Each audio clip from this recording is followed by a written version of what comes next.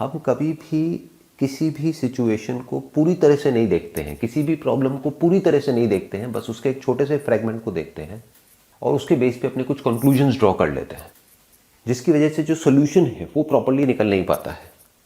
तो आज हम कोशिश करेंगे ये जो प्रॉब्लम है जिसको कोरोना वायरस कहते हैं, इसको पूरी तरह से देखने की, क्योंकि तभी हम इसका एक प्रॉपर सोल्यूशन निकाल सकते हैं।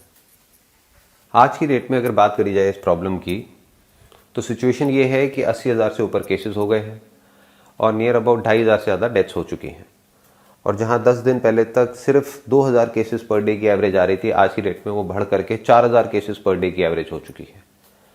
तो इससे हम क्या कंक्लूजन ड्रॉ करेंगे, हमारा जो माइंड है वो क्या कंक्लूजन ड्रॉ करेगा कि जो केसेस हैं वो बहुत तेजी से बढ़ रहे हैं। लेकिन क्या ये सच है? हाँ, ये सच है, इसमें कोई डाउट नहीं है, लेकिन ये कंप्लीट पिक्चर नहीं है। कंप्लीट पिक्चर क्या है? इसका एक दूसरा एस्पेक्ट भी है, वो ये है कि अगर 10 दिन पहले तक आप देखेंगे तो सिर्फ 10 लाख टेस्ट हुए थे, जिसकी वजह से 40,000 केसेस थे। तो एवरेज कितनी आई? 4%। आज की डेट में जो टेस्ट की एवरेज है वो बहुत ज़्यादा बढ़ गई है। डेली के on an average 1 lakh test हो रहे हैं। तो पिछले 10 दिन में कितने टेस्ट हो गए? 10 लाख और हो गए, यानी कि टोटल 20 लाख टेस्ट हो गए। तो ये केसेस 40,000 से बढ़ करके 80,000 हो गए हैं, ऐसा हमें लग रहा है। एक्चुअल में केसेस नहीं बढ़े हैं, टेस्ट बढ़ गए हैं। यानी कि अगर टेस्ट को और बढ़ा दिया जाए तो हमें लगेगा कि केसेस और बढ़ गए हैं, और अगर टेस्ट को कम कर दिया जाए तो केसेस कम हो जाएंगे। तो कहीं भी मीडिया में, न्यूज में, कहीं पर भी ये बात नहीं हो रही है कि कितने टेस्ट हो रहे हैं और उसके प्रोपोर्शन में कितने केसेस आ रहे हैं। हर जगह पे बात क्या हो रही है? केसेस बढ़ रहे हैं, केसेस बढ़ रहे हैं, केसेस बढ़ रहे हैं, जिससे हमें क्या लग रहा है कि वायरस फैल रहा है, कोरोना वायरस बढ़ रहा है, केसेस बढ़ रहे हैं। ना तो केसेस बढ़ रहे हैं, ना ये वायरस फैल रहा है, टेस्ट बढ़ रहे हैं। क्योंकि एक्चुअल में केसेस क्या है उसको तो अभी हमको कैलकुलेट करना पड़ेगा समझने के लिए कि कितने केसेस ऑलरेडी है इंडिया में। तो एक्चुअल में केसेस नहीं बढ़ रहे हैं, इतने केसेस डिटेक्ट हो रहे हैं क्योंकि टेस्ट बढ़ रहे हैं। तो अब एक बार थोड़ी सी कैलकुलेशन करते हैं कि अभी इस समय एक्चुअल में कितने केसेस हैं इंडिया में। क्या 80,000 है, या उससे कम है, या उससे ज्यादा है? बड़ा सिंपल है, ये परसेंटेज हमारे पास में निकल करके आ रही है, जिसमें कि बिल्कुल क्लियर है कि पहले जब 10 लाख टेस्ट हुए थे तो केसेस थे 40,000, आज 20 लाख टेस्ट हो गए हैं तो केसेस हैं 80,000, यानी कि परसेंटेज कितनी हो गई? 4%। तो बड़ा सिंपल है, जो हमारी कंट्री की पॉपुलेशन है उसको 4% से हम मल्टीप्लाई कर देते हैं, यानी 130 करोड़ इंटू 4%, ये होता है 5 करोड़ 20 लाख, नियर अबाउट समझ लेते हैं 5 करोड़। बट ये तरीका ठीक नहीं होगा, बिकॉज अभी भी इंडिया में बहुत सारी एरियाज ऐसे हैं जहां पर के बहुत ज़्यादा केसेस डिटेक्ट नहीं हुए हैं। जिस तरह से अभी कुछ दिन पहले गवर्नमेंट ने जोन्स में अलग अलग डिवाइड किया था, तो उससे हम एक आइडिया लगा सकते हैं। तो इसमें से 80% को हम हटा देते हैं, यानी कि जो रूरल एरियाज हैं उसको हटा देते हैं, सिर्फ अर्बन एरियाज की बात करते हैं। तो अगर 5 करोड़ में से हम 80% को हटा देते हैं तो यानी 4 करोड़ हम हटा देते हैं उसमें से। तो आज की डेट में केसेस कितने निकल करके आ रहे हैं हमारे पास में? 1 crore. 1 crore cases on the most conservative side आज की डेट में इंडिया के अंदर है। और अब अगर हमने यहां तक कैलकुलेशन कर ली है तो ये बात भी समझने में हमको देर नहीं लगनी चाहिए कि अब इसको रोकने का कोई तरीका नहीं है। यानी कि अगर 1 करोड़ लोग जिनको या तो हो चुका है पास्ट में या अभी है, तो उसको आगे मल्टीप्लाई होने से हम नहीं रोक सकते हैं। यानी 1 करोड़ का 2 करोड़ भी होगा, 5 करोड़ भी होगा, 10 करोड़ भी होगा। एक एंगल से आप देखोगे, अगर बिना सिचुएशन को समझे तो आप क्या कहोगे? अरे ये तो बहुत बुरा है कि अब आने वाले टाइम में 10 करोड़ केसेस हो जाएंगे, 20 करोड़ हो जाएंगे।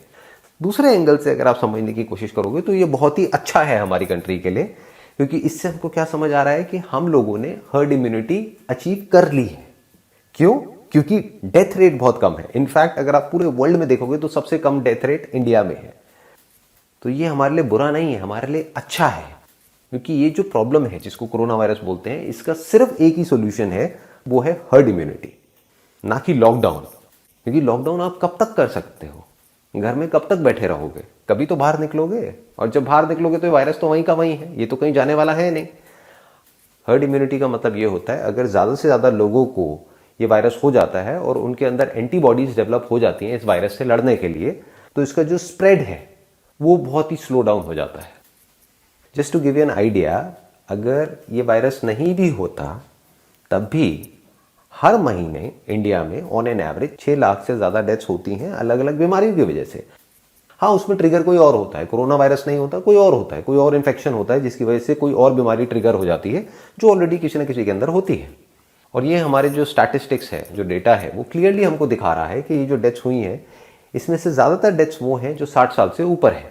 और सिर्फ इतना ही नहीं, वो भी लोग वो हैं जिनके अंदर ऑलरेडी कोई ना कोई बीमारियां पहले से थी।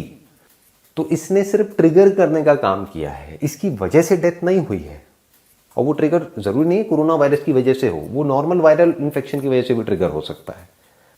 तो अब सवाल ये उठता है यहाँ पर कि इंडिया में इतना कम डेथ रेट क्यों है, उसके पीछे क्या रीज़न है?